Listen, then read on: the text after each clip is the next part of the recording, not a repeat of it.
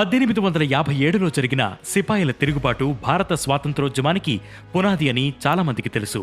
అయితే దానికంటే దాదాపు 75 ఏళ్ల క్రితమే విశాఖపట్నంలో జరిగిన సిపాయిల తిరుగుబాటు గురించి ఈరోజు అనగనగాలో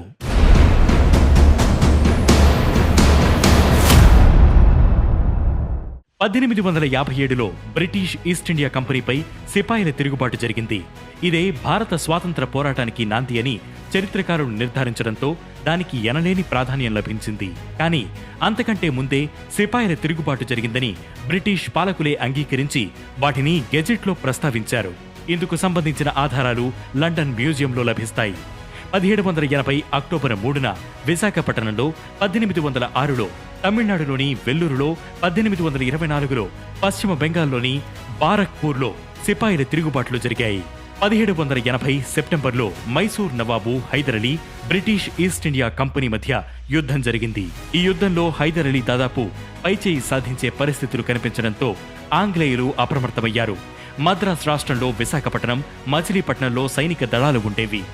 ఈ దళాలను కర్ణాటక యుద్ధంలో పాల్గొనాలని ఆదేశాలు వచ్చాయి. మచిలీపట్నం రేవు నుంచి కొంత సైన్యం బయలుదేరింది.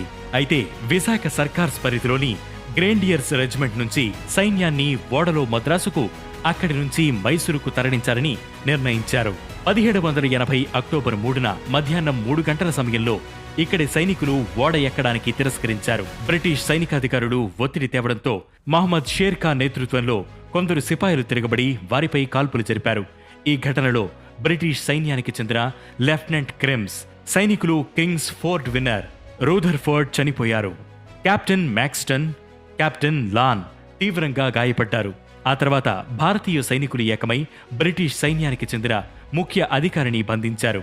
ఖజానా లూటీ చేసి 21,900తో పాటు ఆయుధాలు తీసుకుని హైదర్ అలీకి మద్దతుగా నిలిచేందుకు బయలుదేరారు. అయితే పాయకరావుపేట సమీపంలోనే వారిని పట్టుకున్న బ్రిటిష్ అధికారులు విశాఖ తీసుకువచ్చి కోర్టు మార్షల్ నిర్వహించారు.